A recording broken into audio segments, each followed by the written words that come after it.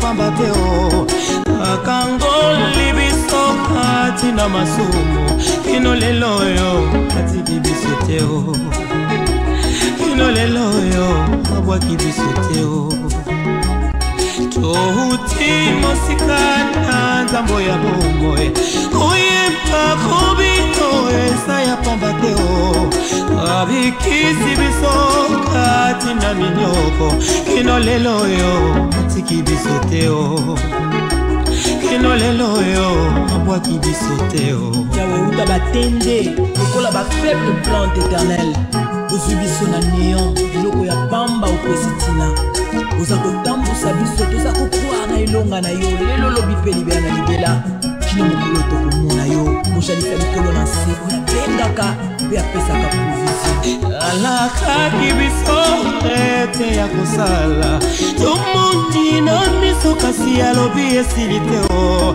na ngolu na nzambe tokomi bambongo kino lelo oyo atiki biso te o kino lelo oyo abwaki biso te o alakaki biso ete ya kosala tomoni na miso kasi alobi esili te o na ngolu na nzambe tokomi bampongo kino lelo oyo atiki biso te o kino lelo oyo akobisi kokoba ibongo satana pina masumu tina nini bokope olona bolingo olona bolingo ola yona kusanga tina nini boko tindikanga na pengwa he haleluya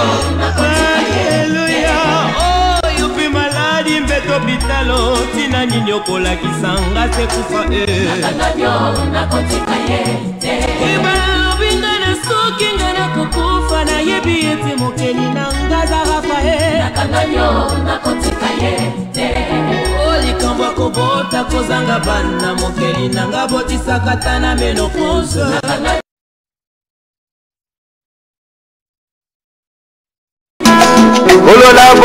N'étaient pas d'accord avec la manière dont était bradé le pétrole congolais.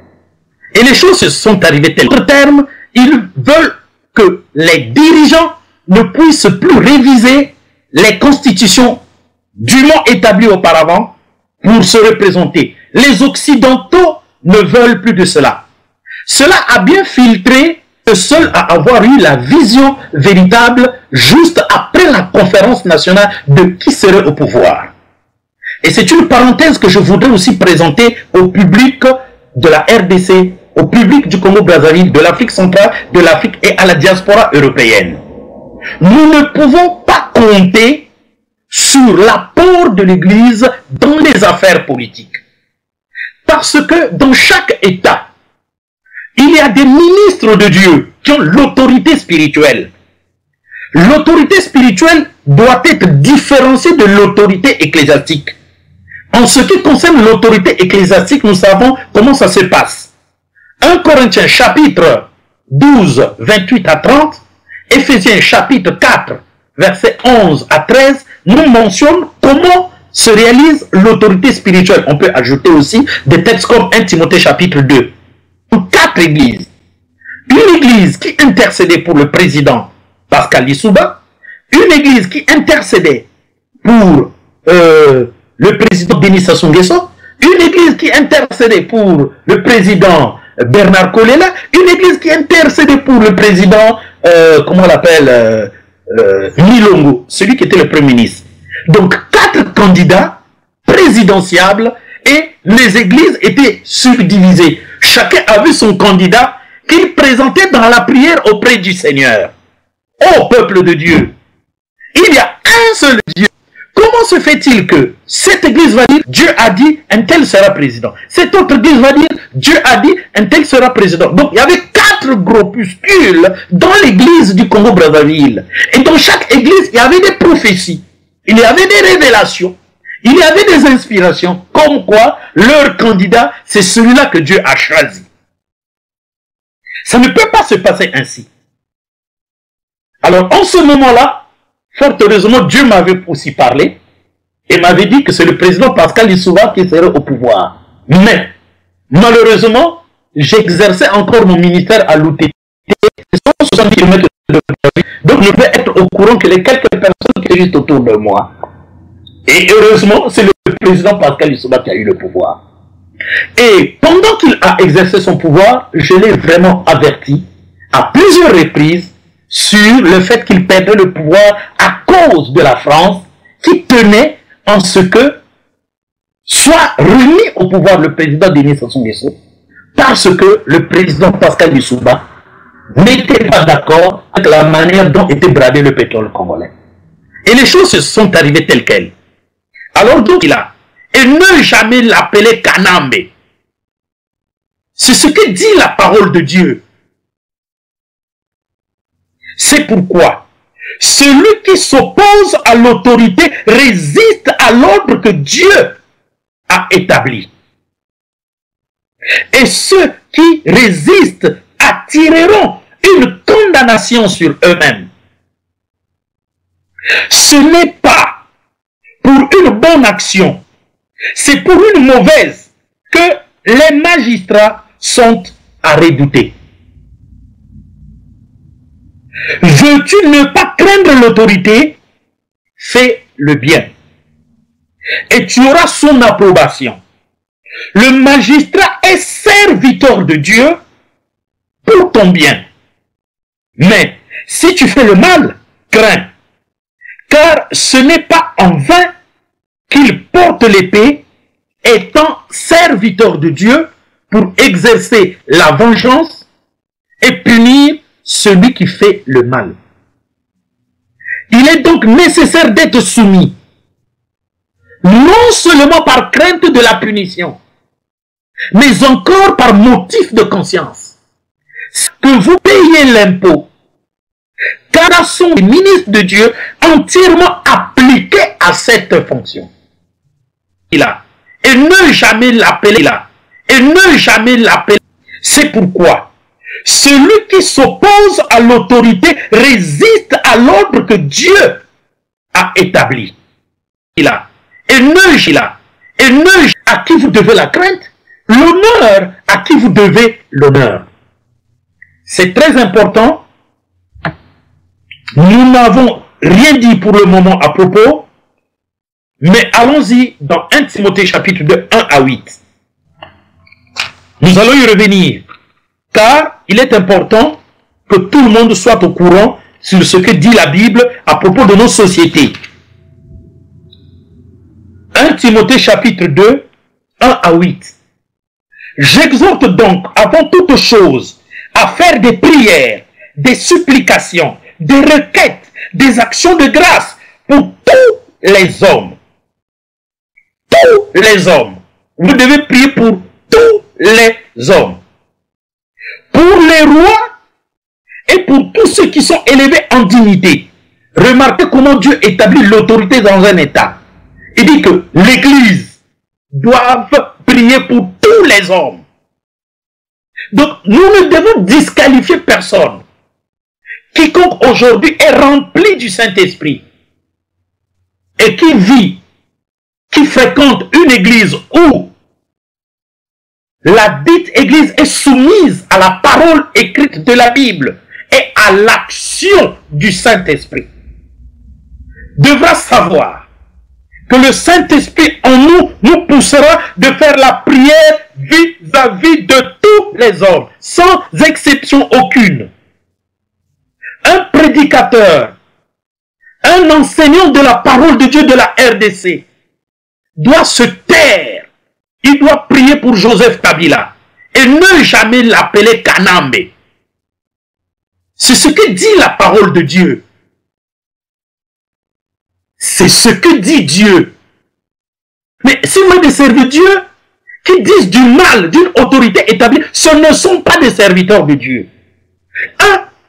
La deuxième catégorie d'humains pour lequel le Seigneur voudrait que nous puissions élever des prières, c'est de prier pour les rois.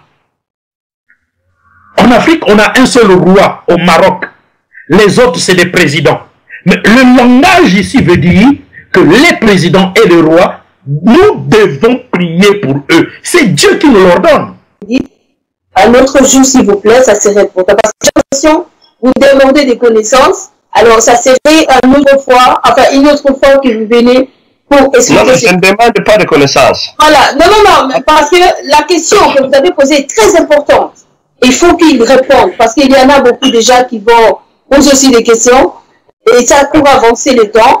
Justement, voilà. La deuxième question, je m'adresse au prophète. Pourquoi seulement la vision du prophète se donne à la République démocratique du Congo, à Kabila qui a 13 ans, et tu n'as pas une prophétie pour ton président Pascal Lissouba qui a déjà plus de 20 ans? Le public jugera. C'est comme ça qu'on fait pour être honnête dans les confrontations. Je crois que je participe aujourd'hui, notre frère Izibi, je crois bien. Mais si la vérité est toujours cachée, mais comment nos enfants vont entreprendre de lutter toujours pour, n'est-ce pas, la vraie indépendance de nous? Et donc, chacun veut préserver un peu ses intérêts. Le pouvoir essaie maintenant, parce que la Constitution ne touchera plus, eh bien, il essaie pour prendre du temps, pendant le temps de recensement, pour pouvoir essayer maintenant, parce que la Constitution ne touchera plus, il y a des confusions à l'Est. Mais justement, ce sont des puissances qui se battent là-bas à l'Est. Ce sont des intérêts qui se battent là-bas. Donc, maintenant, prophète, si on comprend bien votre prophétie, et si moi-même aussi je me dis devant Dieu et devant tous ceux qui écoutent là, si je comprends bien, le temps où Dieu va sauver ces pays, ce n'est pas encore dans ces histoires de guerre et des pouvoirs qui sont en train de se battre autour des intérêts des Occidentaux. Mais c'est-à-dire c'est un temps provisoire. Et après le Messie va venir, ou bien je ne sais pas. Qu'est-ce que vous proposition? Qu'est-ce que vous dites de tous nos généraux, de tous nos colonels, de tous nos ministres, de tous ceux qui s'enrichissent autour d'eux? Vous dites quoi? Du Congo, ce qui se passera avant de vous juger. Donc, en dehors de Dieu parlait à l'homme politique par le prophète. C'est pourquoi nous avons tous ces récits dans lesquels les prophètes marchaient ensemble avec les rois. Jean. Je vois bien votre présence. Si vous êtes là, faites attendre votre voix et vous passons la parole. Allô, Joseph Ndoko. Allô? Allô, Joseph, est-ce que vous nous écoutez? Allô, voilà. Oui, bonsoir. Allez-y, s'il vous plaît. Oui, merci beaucoup pour le prophète qui est venu suite à moi. Je m'excuse beaucoup que tout le monde qui nous suive. C'est moi qui ai provoqué tout ça. J'ai posé une question au prophète. En tant que prophète de Dieu, pouvez-vous prier pour que la confusion s'arrête au Congo? Parce que ce qui se passe au Congo, c'est quoi? C'est surtout les côtés de l'Est, où il y a une confusion. Il y a les M23, il y a ces six-là. Chaque jour, il y a les Cobra, il y a beaucoup de choses là que nous voyons. Maintenant, on coupe les gens avec des machettes. Lui, en tant que prophète, il est bien sûr du Congo-Brazzaville, mais il est vraiment, le prophète Maungu parle la même langue avec moi. Ah bon? La même langue du Bas-Congo. Quand moi je parle, les Kikongo là, même si il peut m'écouter. Donc nous sommes comme si lui il est Banamulenge et moi je suis Congolais. Donc c'est comme si je peux dire que le prophète Maungu est rwandais et puis M. Kanga est congolais. Quand Kanga parle, les Rwandais qui sont proches de notre frontière, ils peuvent très bien interpréter ce que Kanga a dit. Mais ce qui m'a plus intéressé, c'est un homme de Dieu. À l'époque, quand vous lisez l'Ancien Testament, pas le Nouveau Testament, mais l'Ancien Testament, les prophètes avaient de l'autorité. dans un pays. Le président, le roi, partait consulter les prophètes. Aujourd'hui, si le président Kabila veut voir, veut entendre qu'est-ce que Dieu veut pour la RDC, il devait partir consulter les prophètes de la RDC ou bien les prophètes de l'Afrique. Mais c'est parce qu'il n'y a plus de prophètes. Bien sûr, M. Maoungu est prophète, mais il est bafoué. Il n'y a pas un président qui peut écouter Maoungu. Que ce soit Denis Sassou Nguesso, que ce soit Kabila, que ce soit Paul Kagame, que ce soit qui. Les présidents africains peuvent écouter. Bill Clinton, ils vont écouter. Les présidents français, ils vont écouter. Mais les présidents des États-Unis, ils vont écouter même les anciens présidents qui ne sont même plus présidents. Ce sont eux qui sont devenus leurs prophètes. Oui. Alors, moi maintenant, j'ai entendu la prophétie de M. Maoungu. C'est vrai ce que tu as dit là. Mais, mon frère, ce qui est plus difficile, c'est de croire à la parole de Dieu. Nous croyons plus. Si un sorcier vient, un charlatan, un féticheur avec des timbres rouges ici, il dit il parle. Nous allons croire, nous tous. Mais si Maoungu vient, il dit voilà ça.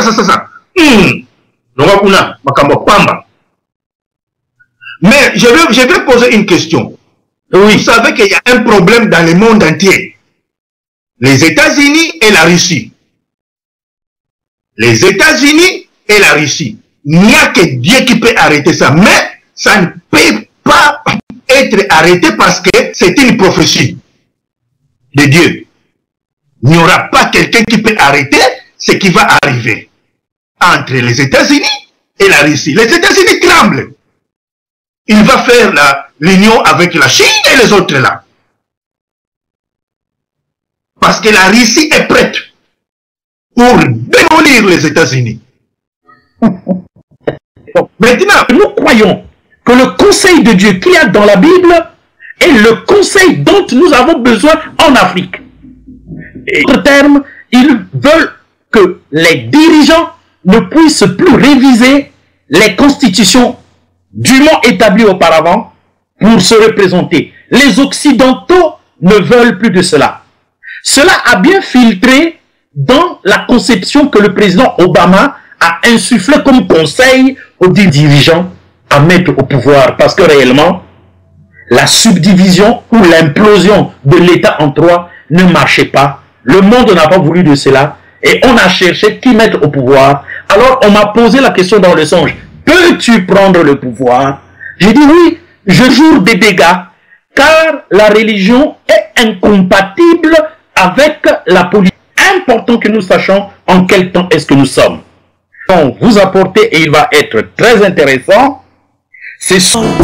Je le connais par la foi, je le sens dans tout mon cœur et je l'aimais bien.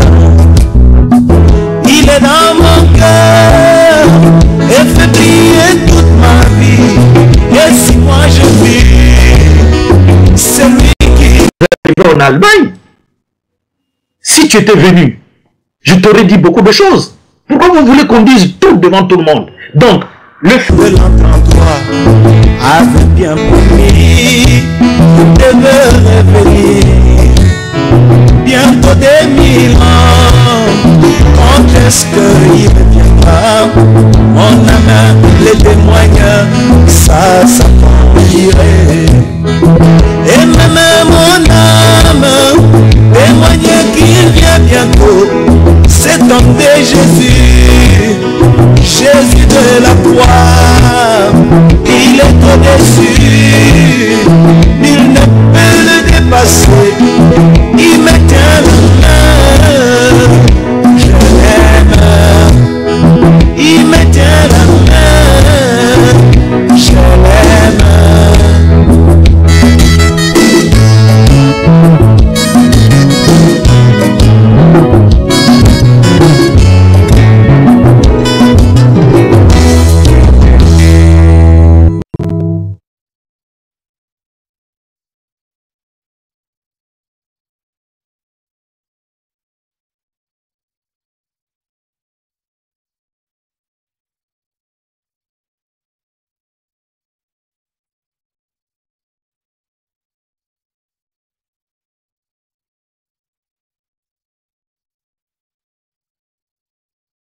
saluons le peuple de Dieu ici en France, en Allemagne, en RDC, au Congo-Brazzaville, en Afrique centrale, dans toute l'Afrique, l'Europe et le monde. Aujourd'hui, nous avons un thème que nous voulons vous apporter et il va être très intéressant. C'est suite à l'intervention de notre frère la fois passée. Or, nous pensions que nous étions en train de parler en coulisses. Fort heureusement pour vous, public, vous avez écouté ce que nous nous disons en coulisses. Et donc, vous savez vous-même que sur Amafrica World Radio TV, nous sommes tout ouverts et puis la technique aussi. Et peut-être la grâce de Dieu a voulu que vous puissiez savoir ce qu'on se dit dans une époque où on pensait que le micro était éteint. Ben, cela ne fait absolument rien. Et donc, il y a un bien-aimé qui vit quelque part là-bas en Amérique latine, qui est fidèle auditeur de Amafrica World Radio TV, que nous saluons juste en ce précis moment. Et nous voulons aussi saluer Maman Feza pour tout le travail qu'elle est en train d'abattre sur la conscientisation des masses, la conscientisation du public, de la diaspora, mais aussi de nos États en Afrique. Nous voulons parler de ce qui va se passer en Afrique dans ces jours-ci. Parce que vous savez vous-même que vous êtes à chaud, de telle sorte que les événements sont en train de se précipiter d'une manière vertigineuse, si nous pouvions le dire ainsi. Alors, on ne sait pas ce qui pourrait arriver d'un moment à un autre. Il y a un grand vent sociopolitique, un grand vent qu'on pourrait dire révolutionnaire d'un côté, et peut-être que nous allons assister à une multitude de révolutions de velours dans la direction socio-économico-politique de nos États. Vous savez qu'une révolution de velours, c'est le genre de révolution que nous avons vécu récemment au Burkina Faso, c'est-à-dire que la classe au pouvoir renverse l'autorité politique sans qu'il y ait un putsch bien ouvert, mais bien au contraire un putsch larvé, car nous nous rendons bien compte que au Burkina Faso, l'état-major du Burkina Faso était de mèche avec la population qu'il a soulevée de telle sorte qu'on puisse démettre le président en exercice Blaise Compaoré, que d'aucuns disent être le fomenteur du coup d'État et de l'assassinat de ce jeune président bien aimé dans le tiers-monde, bien aimé en Afrique, même bien aimé en Occident, Thomas Sankara, qui avait emporté un vent de révolution socio-mentale et politique avec lui lors de son assassinat. Et donc, nous savons que cela est en train de produire comme un exemple type à suivre. Nous savons aussi qu'en Afrique, il y a une dizaine de présidents qu'on cite qui ne veulent pas laisser le pouvoir, qui ont déjà fait plus de 20 ans. D'aucuns ont déjà fait 35 ans, comme Eduardo dos Santos de l'Angola. Nous avons aussi Teodoro Obiangema qui a déjà ses 32 ans. Nous avons le Camerounais qui a ses 28 ans. Nous avons le président Denis Sassou Nguesso qui a 11 ans plus 17 ans, donc 28 ans. Nous avons aussi des chefs d'État vraiment maladifs qui ne veulent pas abandonner le pouvoir comme le président Bouteflika. Nous avons aussi le président Joseph Kabila qui a déjà fait 13 ans et 2 mandats successifs qui... Voilà. Donc, il y a beaucoup de problèmes qui tournent autour de la gestion politique. Qu'est-ce qu'en dit la parole de Dieu? Qu'est-ce qu'en dit la révélation? Qu'est-ce qu'en dit la parole prophétique? C'est sur cela que nous allons tabler tout à l'heure. Et donc, aujourd'hui, il faudrait que vous soyez vraiment mis au parfum. Quand il y a un événement qui se déroule juste quelque part dans un État africain, comme par le principe de domino, cet événement peut vraiment d'une manière très lucide, si on voit bien les choses, impacter tout le reste des États. Mais il y a des événements qui sont très particuliers, comme le printemps arabe qui n'a pas pu impacter le peuple de l'Afrique subsaharienne. On ne sait pas trop comment, parce qu'il y a fortement un décalage socio-politique, socio-culturel entre l'Afrique maghrébine et l'Afrique subsaharienne. Nous allons voir aussi toutes ces choses-là. Mais les gens posent la question. Comment se fait-il que dans nos États, où il est véritablement avéré que les serviteurs et servantes de Dieu prêchent l'évangile, mais que ces serviteurs et servantes de Dieu en question soient de tout temps coupables de bavures, de fautes extrêmes, d'escroqueries, de mensonges, qu'ils prêchent pour l'argent, étant animés par l'amour de l'argent. Et dans nos États africains subsahariens, là où le christianisme bat le plein, vous savez vous-même mon avis sur le christianisme, c'est une parenthèse, parce que ce n'est pas la parole de Dieu, mais je parle de cela pour que les gens sachent que je suis en train de parler du mouvement des églises, du mouvement des religions, du mouvement des spiritualités qui se réclament de la Bible. Donc, nous retrouvons dans les villes principales, dans les villes secondaires, et toute forme d'agglomération de nos États, des églises sur toutes les avenues, les rues, les places publiques, des campagnes par-ci, des campagnes par-là. Mais la population souffre toujours. La population est toujours sans bénédiction matérielle, sans bénédiction corporelle dans le cadre de la santé, sans bénédiction de l'épanouissement spirituel, de l'épanouissement social, moral, psychologique. Quelque chose ne va pas. Et puis, il y a aussi un courant qui pense que nos chefs d'État doivent faire un travail particulier dans le cadre en sorte de m'orienter, discipliner la manifestation religieuse, ecclésiastique, spirituelle, culturelle dans nos États pour que les choses marchent parce que ça ne va pas, ça ne va pas. Tous ces problèmes-là, nous sommes là pour vous les exposer. Et nous lancerons un bon message aux dirigeants de l'Afrique subsaharienne par rapport au vent du renversement populaire qui est en train de se soupçonner et qui pourra certainement se réaliser dans la quasi-totalité de nos États subsahariens, sauf quelques-uns qui ont déjà la démocratie, comme le Ghana, comme l'Afrique du Sud, certainement. Mais les autres pourront être emportés par ce vent si les dirigeants veulent faire ce qu'ils veulent faire, c'est-à-dire à chaque fois réviser la constitution de l'État pour s'éterniser au pouvoir. Alors, il y a des gens qui me posent la question de savoir. Par exemple, mon bien-aimé m'a dit, mais prophète Arcamon, pourquoi tu ne pries pas de telle sorte que Dieu puisse faire quelque chose? Parce que, en tout cas, les serviteurs de Dieu sont en train de faire des choses qui ne vont pas montrer le nom du Seigneur et blasphémer par-ci et par-là. Pourquoi tu ne dis pas quelque chose contre les chefs d'État qui ne veulent pas abandonner le pouvoir? C'est un peu dans ce sens-là que nous voulons intervenir. Et très bien, peuple de Dieu, de l'Europe, d'Afrique et du monde entier. Il est important que nous sachions en quel temps est-ce que nous sommes. Il y a des besoins par-ci et par-là. Ceux-là qui croient à la divinité du Seigneur Jésus-Christ, qui croient à la parole biblique, qui croient au ministère de la parole de Dieu, qui croient aux églises, qui croient aux religions, aux spiritualités, aux cultes fondés sur la parole biblique. Toutes ces personnes-là qui croient en d'autres religions, comme l'islam, le bouddhisme, le shintoïsme, le judaïsme rabbinique, l'hindouisme, l'athéisme, le paganisme, le polythéisme. Les gens veulent de l'intervention de Dieu quand les choses ne marchent pas. Eh bien, que cela soit dit, beaucoup de personnes peuvent s'interroger, mais aujourd'hui, nous sommes là pour vous parler directement et vous faire savoir le conseil de Dieu dans tout ce que nous sommes en train de vivre actuellement. Il est important que nous sachions en quel temps est-ce que nous sommes.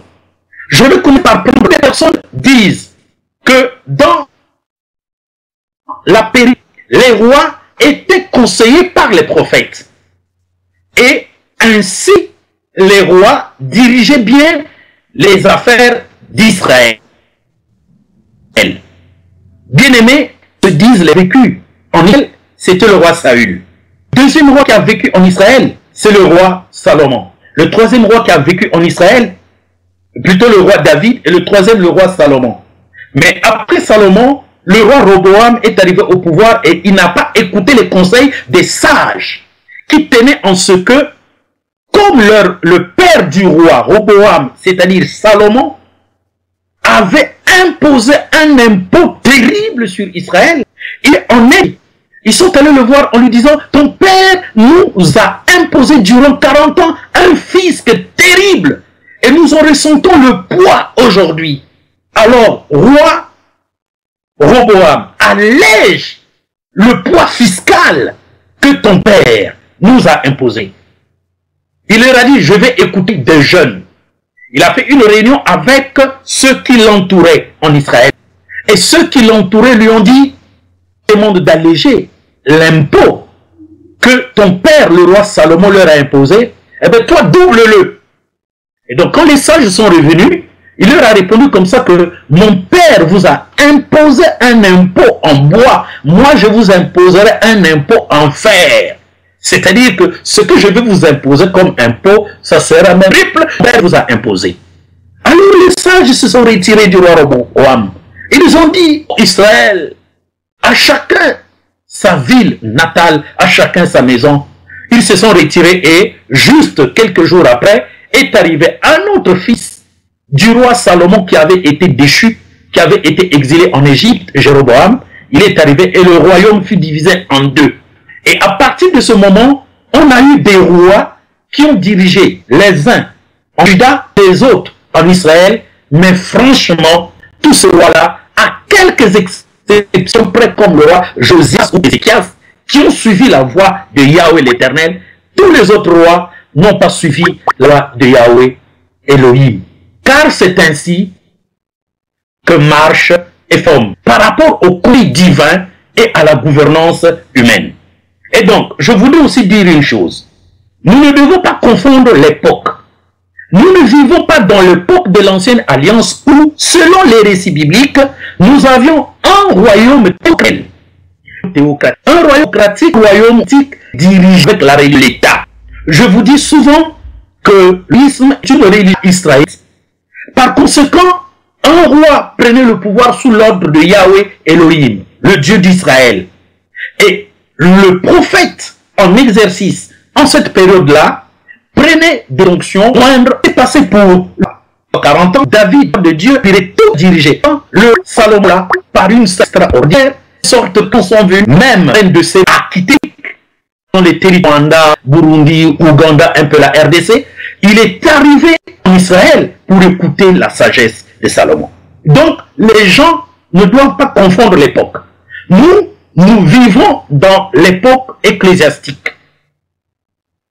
Et dans l'époque ecclésiastique, les royaumes théocratiques n'existent pas partout où une église est établie. Parce que, dans cette période, laïcité oblige, vous allez vous rendre compte qu'il y a une période, à partir du 4e siècle, jusqu'au 19e siècle, au cours de laquelle le catholicisme devenait d'État dans les États européens. Alors, le catholicisme fut coupable d'un mouvement qu'on appelle l'inquisition moyenâgeuse, qui a commencé au 7e siècle et qui s'est achevé au 16e siècle. C'est-à-dire 10 siècles au total, au cours desquels les catholiques près de 6 millions de morts en Europe, parce qu'il fallait imposer le catholicisme et faire de telle sorte que quiconque naissait dans un État devait naître catholique obligatoirement.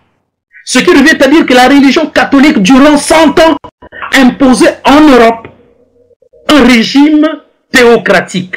Parce qu'effectivement, le catholicisme pensait qu'il avait remplacé Israël.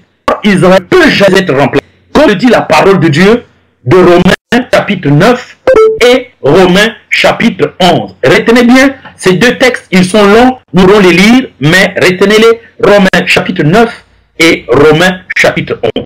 Donc, la véritable Église ne peut jamais impacter la politique dans un État parce qu'elle a choisi une Église dans le monde, au travers des nations païennes, c'est-à-dire toutes les nations de la terre tout entière, sauf la nation israélite qui est reconnue par le Seigneur comme étant le peuple terrestre de Dieu.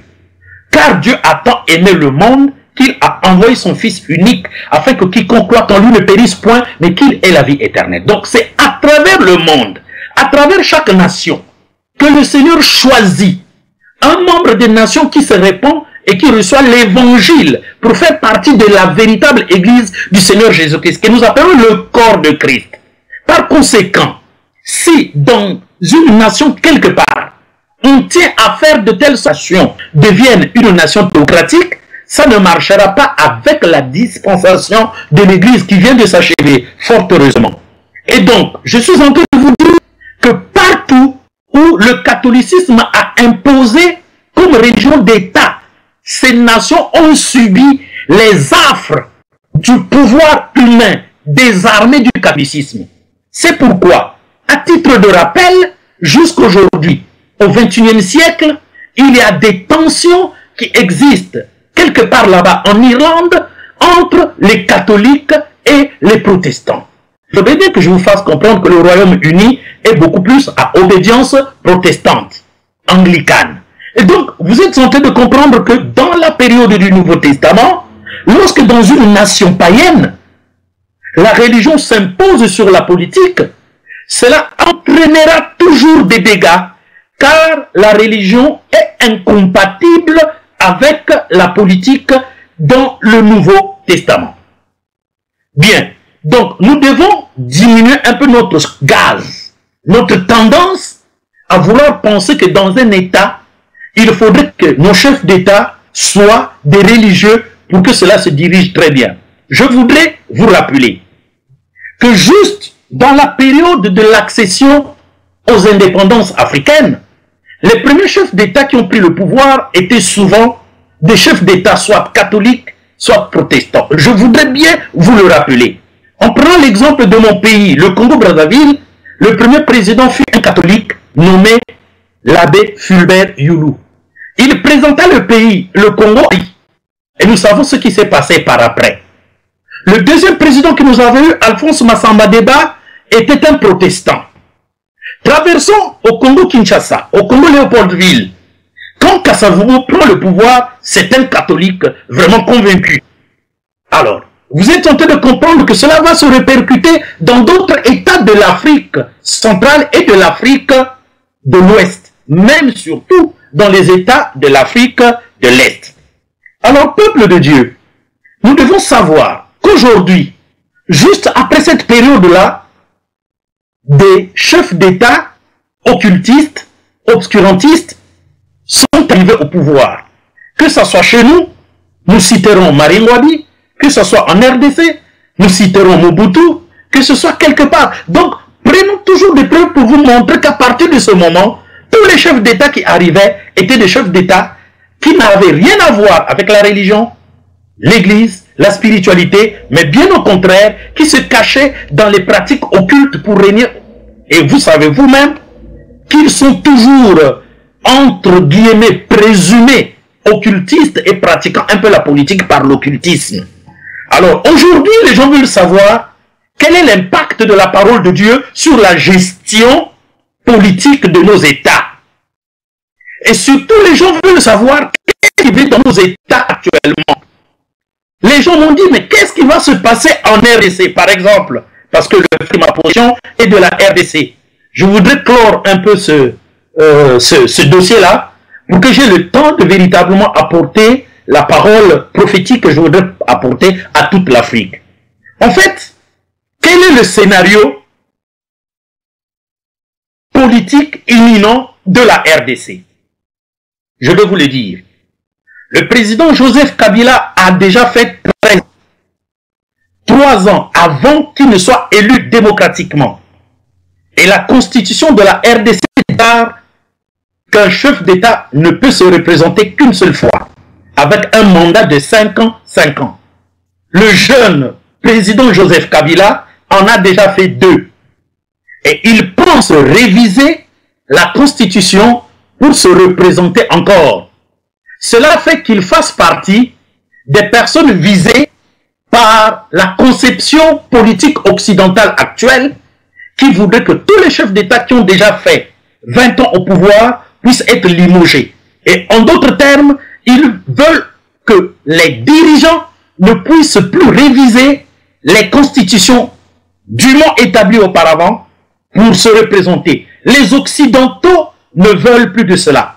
Cela a bien filtré dans la conception que le président Obama a insufflé comme conseil aux dirigeants africains lorsqu'ils se sont retrouvés de l'autre côté là-bas de l'océan Atlantique. Alors donc, nous tous, nous sommes en train de nous attendre à ce qui va se passer en RDC.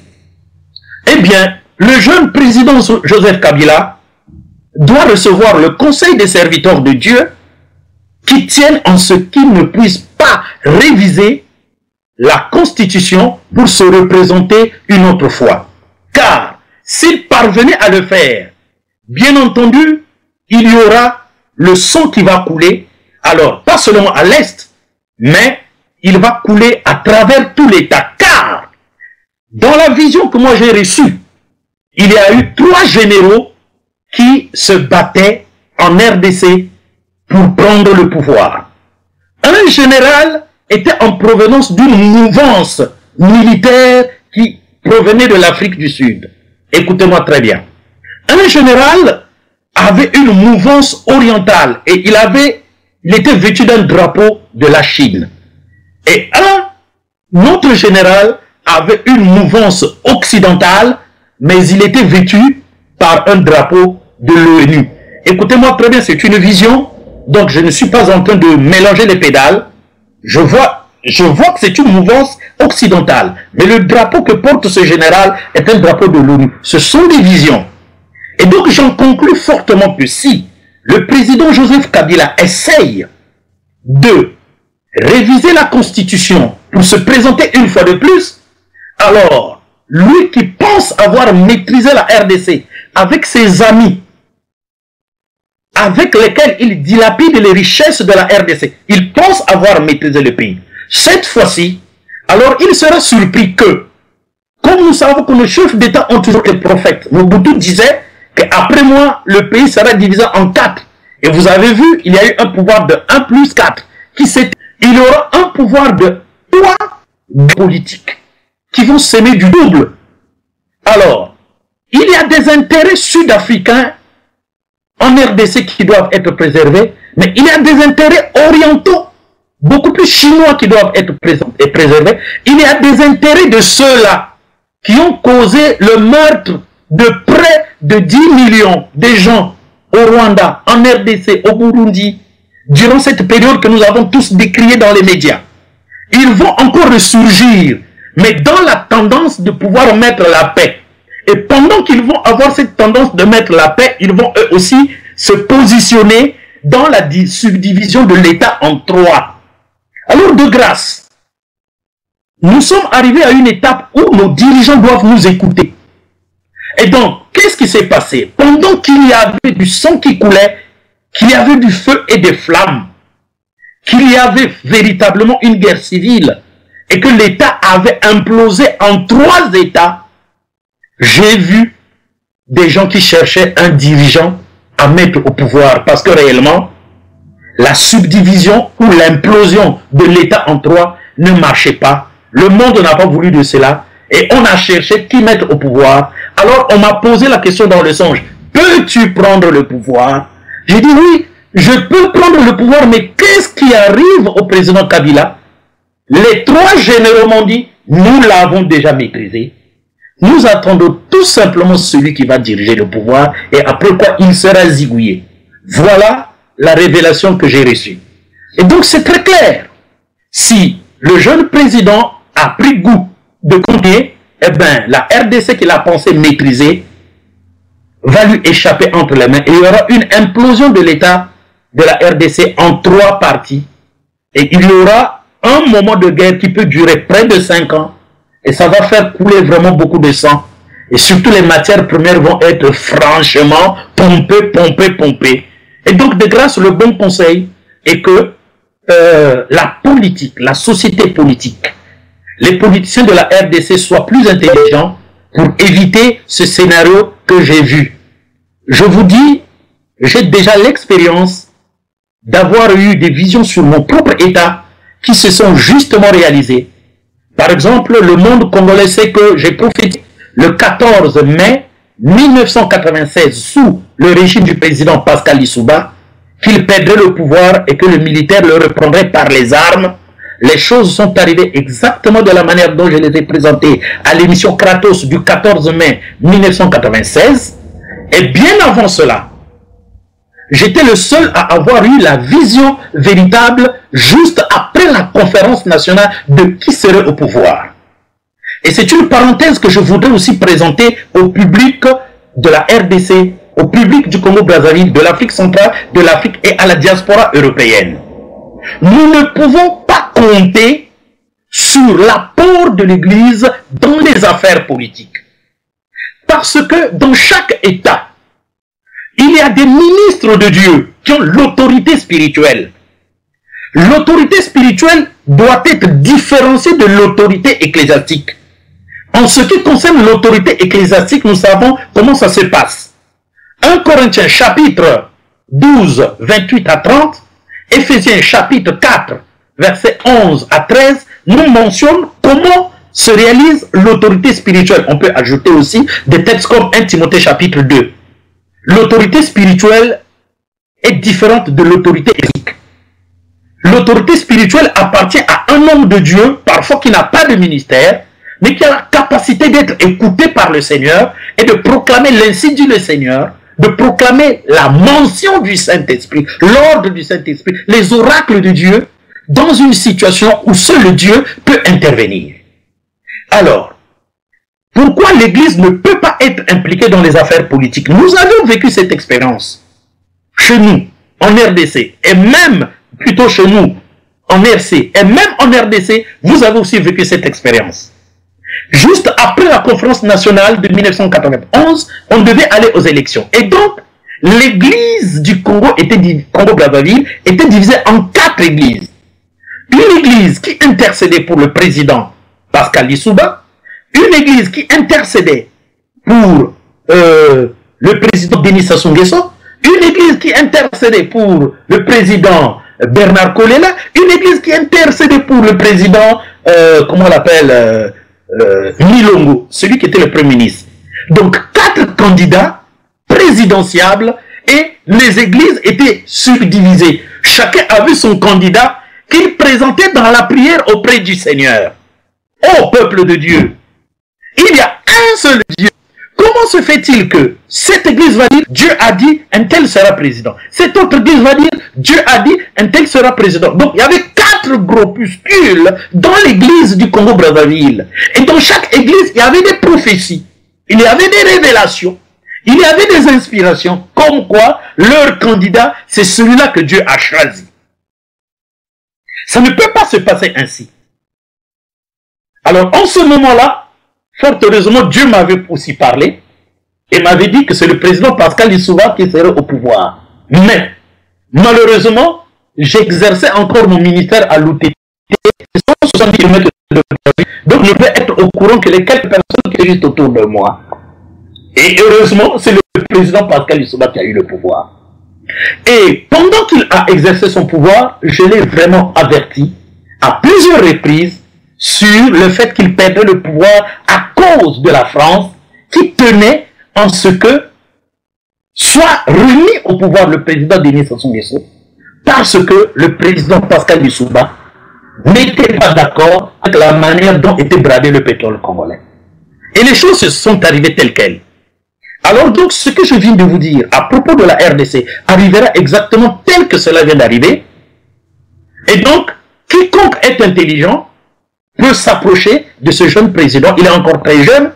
Il a encore tout le temps de laisser les choses évoluer et travailler encore pour la RDC, de telle sorte que dans les années qui viennent, il peut encore se représenter. Cela marchera très bien. Mais les histoires qu'on pense sur le fait qu'il n'est pas de la nationalité de la RDC, vous devez les enterrer purement et simplement. Parce que c'est du chauvinisme dont vous n'avez pas besoin, vous, peuple de Dieu. Vous savez que la terre appartient à Dieu. Je peux vous citer actuellement en Afrique, beaucoup de présidents qui ont régné chez nous n'étaient pas de nos nations. Mais le président Bongo Ondimba était un Congolais de Brazzaville. Mais le président Yassingo Eyadema a un parent, laissez que ça vienne, une maman angolaise, une maman angolaise et un papa de la RDC. Nous-mêmes, au Congo-Brazzaville, on a le doute.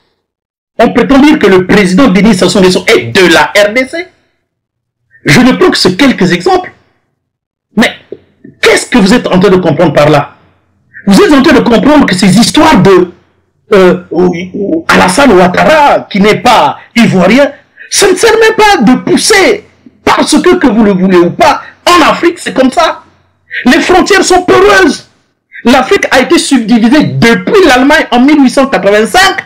Et donc, quelqu'un peut avoir une double nationalité, avoir des parents en République du Congo et des parents en République démocratique du Congo. C'est fort possible. Et si moi, je réussissais à devenir un grand homme politique au Congo-Brazzaville, mais moi je ne peux même pas me départager, je ne sais pas si je suis de la RDC ou du Congo-Brazzaville parce que j'ai des parents de deux côtés, mon village natal est partagé par la route carrossable qui fait office de frontière. Donc ces choses-là ne sont pas dignes des enfants de Dieu. Vous devez arrêter ces histoires. Et puis il y a encore une chose qui est très importante. Qu'est-ce qui fait que, par exemple, une direction politique que le Seigneur veut révéler pour nos États, je prends le cas de la RDC.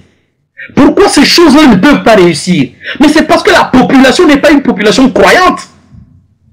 C'est terrible qu'on retrouve des groupuscules de révolutionnaires ou des groupuscules de combattants ou des groupuscules, je ne sais pas comment on va les qualifier, qui ne cessent d'injurier le chef de l'État tous les jours. C'est pas spirituel, c'est pas nationaliste, c'est pas civique. Nous devons avoir du respect pour nos chefs d'État. Même s'ils sont d'une autre nationalité, qui puisse le prouver aujourd'hui. On a entendu des gens qui ont donné des faux témoignages par-ci et par-là. Quelqu'un qui vient vous raconter des choses à la télévision. Quelqu'un qui vient... Mon Kongibile vous a dit que Dieu l'a choisi. Mais il est sorti avec 0,40% aux premières élections. Pourtant, c'est un prophète de Dieu qui déclare être l'agneau du soir. Il y a un autre qui a eu 0,65% de joie, qui avait même été incarcéré à l'ambassade de l'Afrique du Sud, parce qu'il ne cessait d'injurier le président Kabila. Et où en sommes-nous? Quand Jean-Pierre Bemba a été en passe de devenir président, c'est lui qui a fait la prière en disant « Dieu m'a dit de servir Dieu aux côtés de Jean-Pierre Bemba ». Mais Dieu t'a dit que c'est toi qui le voulais établir président. Comment se fait-il que tu changes? Donc, vous êtes en train de vous retrouver avec des chefs d'État, avec des directeurs politiques, avec des présidents des partis politiques, avec des candidats qui parlent au nom du Seigneur, mais qui n'ont pas un mandat du Seigneur. Et donc, toutes ces choses-là ne sont pas bonnes pour nous. Elles ne sont pas louables pour nous. Elles empêchent la manifestation des oracles de Dieu, de la puissance de Dieu. Vous allez me dire, mais oui, mais Dieu est tout puissant, il fait ce qu'il veut. C'est ce qui vous a été dit par les serviteurs de Dieu qui n'ont pas l'onction du Seigneur. Le Seigneur tient toujours compte de la population à laquelle il veut agir. Il tient toujours compte. Le Seigneur coopère avec son peuple. Le Seigneur n'est pas un dictateur, comme certains gens le présentent. C'est bien au contraire. Satan qui est un dictateur. Mais le Seigneur ne l'est pas. Il coopère avec la population. Et par conséquent, aujourd'hui, nous avons des sérieux problèmes. C'est bien de décrier nos chefs d'État. Mais nos chefs d'État ne sont pas les seuls à pouvoir faire quelque chose. Aujourd'hui, le président de mon État à moi, le président Kabila de votre État, le jeune président au pouvoir au Gabon, il ne peut absolument rien sans le concours, 1, de la classe politique et 2, de la population. Si vous voulez que nous puissions nous relever en Afrique, nous devons faire un travail simple. Un travail de conscientisation de chacun de nous. Chacun de nous, à son niveau, doit essayer de marcher selon la justice de Dieu, selon le droit. Si dans nos États, la justice et le droit sont bafoués, nous devons nous lever. Nous devons revendiquer. Nous devons dire la justice et le droit ne sont pas à la place dans nos États. Monsieur le Président, vous de l'Assemblée, vous, toute la constitution et les institutions doivent se mobiliser pour faire de telle sorte que dans nos États, le droit et la justice prédominent. Que le droit et la justice soient équitables pour tout le monde. Du président de la République au premier-né qui vient au monde. Du plus riche au plus pauvre. Du jeune à la jeune femme. De l'homme à la femme. Le droit et la justice doivent être mis à sa place. Dieu, dans un État, trône au travers du droit et de la justice.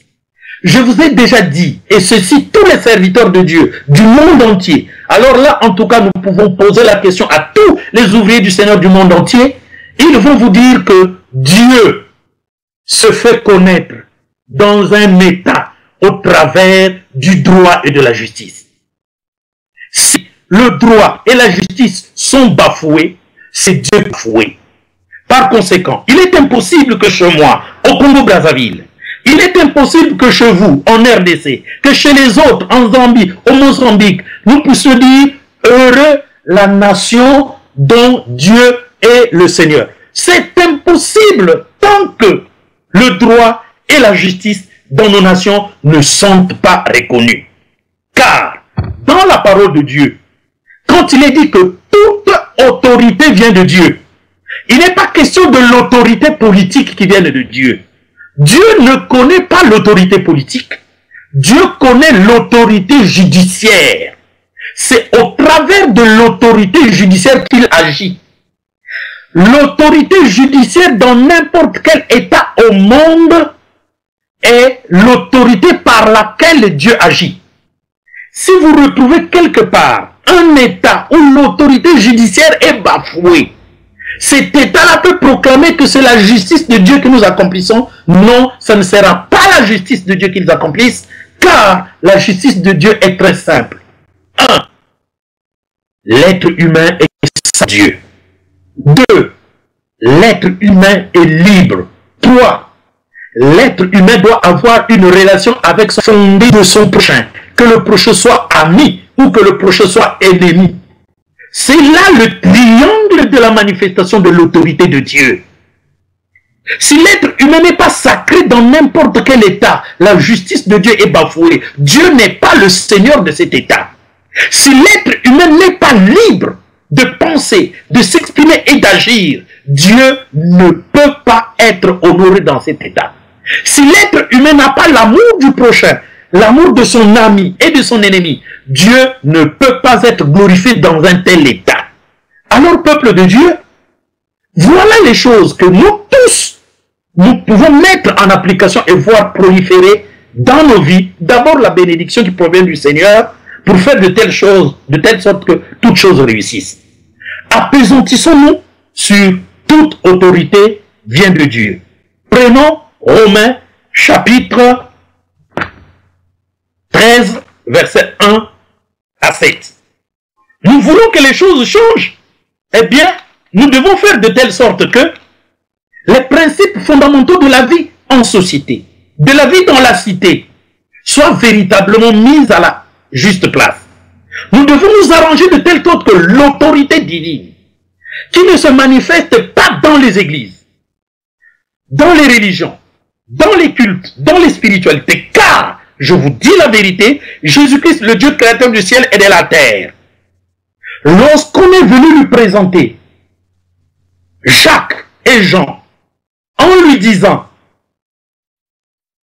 nous voulons que dans ton royaume, mes deux fils, Jacques et Jean, soient l'un assis à ta droite, à ta gauche, le Seigneur a dit, n'est pas donné à moi, que l'un ou l'autre soit assis à ma droite ou à ma gauche, car seul le Père a l'autorité de les établir ainsi. Juste après, il y a eu une indignité des apôtres vis-à-vis de Jacques et Jean. Observez très bien, les apôtres qui marchent avec Jésus avaient une indignité vis-à-vis d'une intercession de la maman de Jacques et de Jean.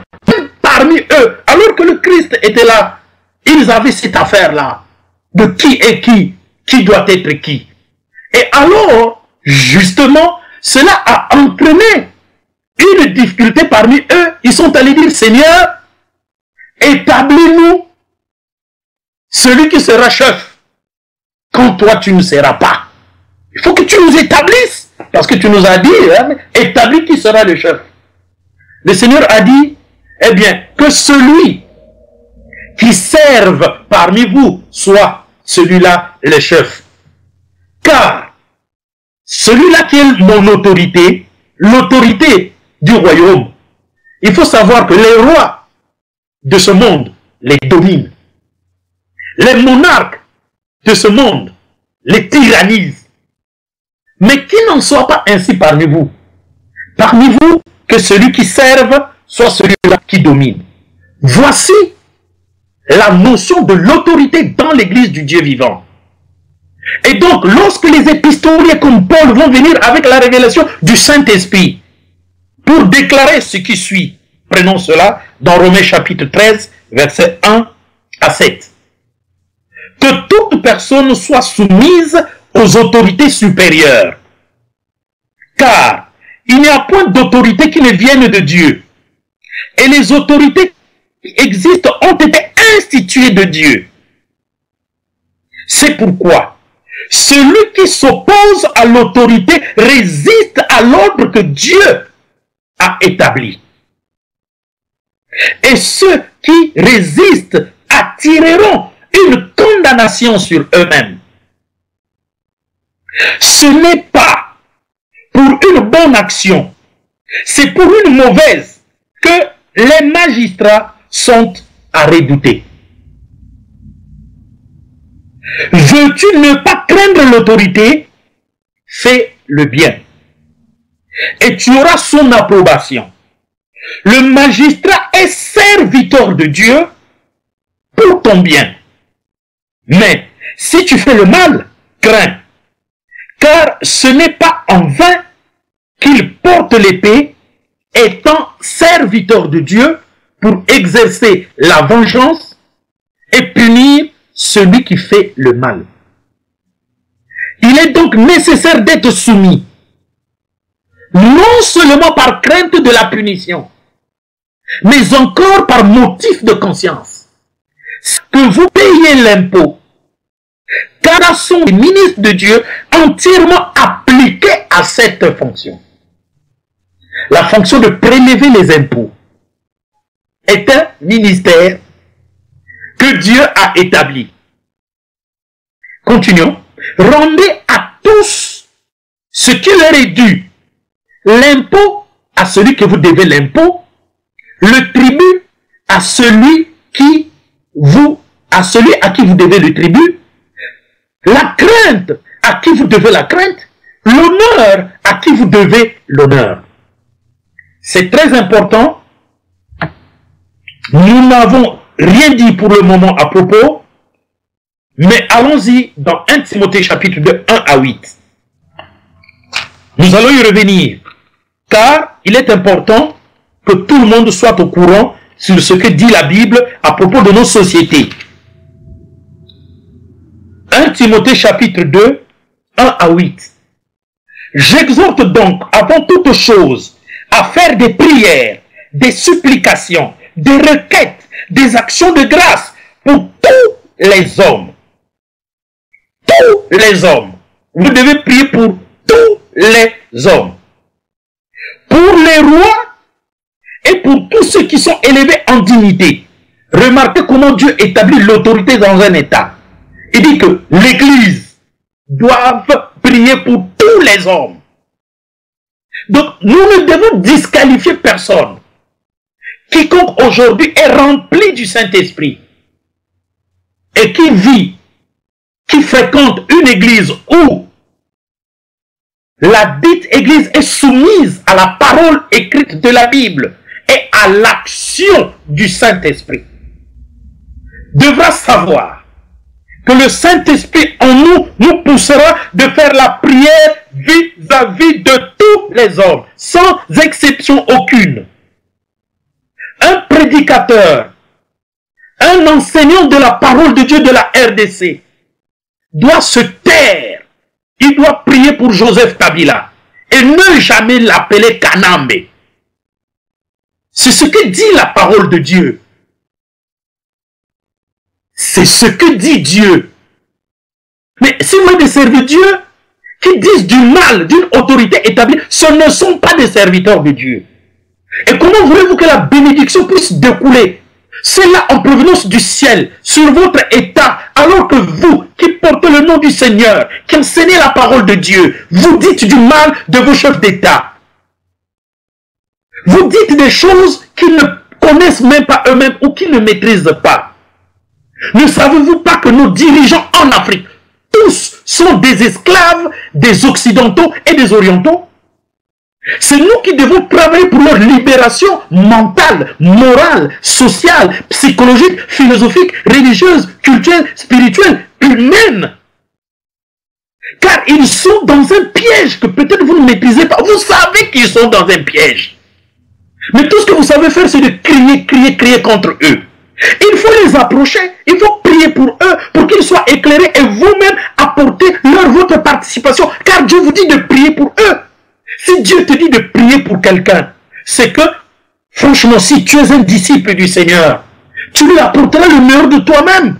Pas seulement dire une prière sur lui, mais lui apporter ce que toi tu puisses apporter. Nous avons des intelligents, des sages, nous avons des savants, nous avons des innovateurs, des créateurs, des professeurs, des techniciens, des hommes valides, braves, qui ont une bonne volonté.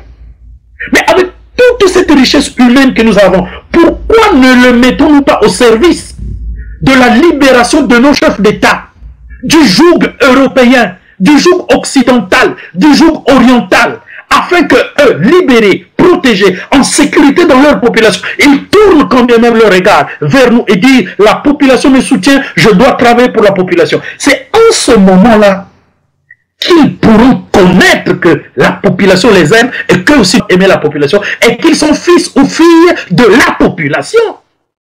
Mais nous préférons nous laisser balloter par les stratèges occidentaux qui causent des énigmes, des intrigues contre nos chefs d'État et contre nos populations pour nous diviser afin de mieux régner sur nous. Il n'est pas possible aujourd'hui que même si l'on puisse mettre à l'écart tous les chefs d'État de nos États qui ont déjà plus de 20 ans, c'est pas demain, c'est pas juste la première année ou la décennie après que nous les ayons mis de côté que ça va marcher. Pourquoi? Mais parce que un seul doigt ne peut pas laver la face. Le président fondateur n'est pas un magicien. Seul, il ne peut rien. Mais avec l'appui de tout son peuple, il peut tout. Un président vous l'a dit. Et personne ne l'a compris. Il voulait dire, j'ai des problèmes. Mais il n'avait pas encore la sagesse de comprendre ce qu'il fallait faire avec la population. Nos chefs d'État aujourd'hui doivent s'ouvrir à la population. Nos chefs d'État aujourd'hui doivent considérer la population comme étant celle qui leur a donné la vie. Ce ne sont pas des dieux. Je parle, ils m'écoutent, je sais que, qu'on le veuille ou non, que ce soit mon chef d'État, que ce soit n'importe quel chef d'État, ils vont m'écouter. Au travers de cette émission, ça va aller les gens. Nos dirigeants ne sont pas des dieux. Ils ne sont pas des empereurs romains. Et même les empereurs romains, ils ont fait tomber l'Empire romain. Aujourd'hui, ça n'existe plus parce qu'ils se prenaient pour des dieux. Nous avons besoin de nous unir aujourd'hui. Car le front, le véritable front, c'est de voir par exemple qu'un chef d'État soit lié à tel point que une matière première qu'on pouvait vendre à 90 milliards, il est obligé de le brader à 9 milliards. Pourquoi? Parce qu'il ne peut pas faire autrement. Et parce qu'il sait qu'il va déverser au trésor public 4,5 milliards et 4,5 milliards il va mettre dans sa poche. On lui fait miroiter tout cela en lui disant nous te protégeons, nous maîtrisons le pays, il y aura encore beaucoup d'autres. Mais c'est un lien. Il marche toujours dans la peur. Et quand il essaie d'ouvrir les yeux, on les égouille, soit par un coup d'État, on les égouille par un soulèvement, on les égouille par... Nous devons travailler, nous, fils et filles de Dieu. Si nous voulons que tout change, nous devons faire des prières pour tout le monde. Parce que la Bible nous dit que nous devons aimer nos amis et nos ennemis. Mais qui est ton ami? Qui est ton ennemi? Si tu es vraiment spirituel, c'est que tu ne sais pas qui est ton ami, tu ne sais pas qui est ton ennemi. Par conséquent, toute personne qui se trouve devant toi, Dieu te dit que tu dois prier pour elle. Donc, juste après que nous soyons enseignés sur le fait que nous devons prier pour tous les hommes, comme l'ordonne 1 Timothée chapitre 2 verset 1, la deuxième catégorie d'humains pour lequel le Seigneur voudrait que nous puissions élever des prières, c'est de prier pour les rois. En Afrique, on a un seul roi au Maroc. Les autres, c'est des présidents. Mais le langage ici veut dire que les présidents et les rois, nous devons prier pour eux. C'est Dieu qui nous l'ordonne. Ces choses-là, nous ne les faisons pas. Mais combien même, nous voulons que Dieu nous aide. Vous allez arriver dans des églises, vous allez voir des pauvres mamans. Oh Dieu, donne-nous un président qui te connaît. Ça, c'est un pasteur qui l'a appris. Et pauvre maman, il jour ne fait que dire ça dans la prière. Elle ne comprend pas ce qu'elle dit dans la prière parce qu'elle n'a pas compris. Et donc ces prières-là ne sont absolument pas fortes et puissantes car elle ne sait pas ce qu'elle fait. Parce qu'un pasteur lui a tout simplement montré ça sans lui expliquer, sans d'abord libérer le pauvre papa, la pauvre maman qui se met à faire ces prières-là. Donc nous devons savoir que juste après que nous soyons capables de prier pour tout le monde dans nos états, en ce moment-là, chacun de nous serait bénéficiaire de la grâce d'une prière d'un monsieur qui prie pour lui. Et réciproquement, nous tous, nous allons voir la bénédiction de Dieu parce que je prie pour l'homme de mon état, de l'Afrique, de la terre tout entière. Je prie pour n'importe qui. Et donc nous allons recevoir les grâces de Dieu car quand je prie pour n'importe qui et que tel prie pour moi, nous sommes bénédits. Et après cela, nous de pour nos rois. Je viendrai. Dans le proverbe 24, c'est là où vous comprendrez comment nous devons adresser des prières pour les rois. Nous devons adresser des prières pour que nos rois connaissent la justice de Dieu. Et la justice de Dieu en question ne signifie pas que nos présidents doivent venir dans nos églises. Non. Nos présidents doivent faire les choses essentielles. La première, chacun de nos présidents doit tenir comme sacré l'être humain. Chacun de nos présidents doit se battre pour que n'importe quel être humain de son état soit libre de penser, de parler et d'agir. Chacun de nos chefs d'État doit aimer son prochain, ami ou ennemi, c'est-à-dire être capable de réaliser une juste répartition de la manne nationale, une juste répartition de la richesse. C'est inadmissible que dans nos États, le trésor public soit dans chaque présidence de la République. Et même mieux, dans chaque domicile privé du chef de l'État. Le trésor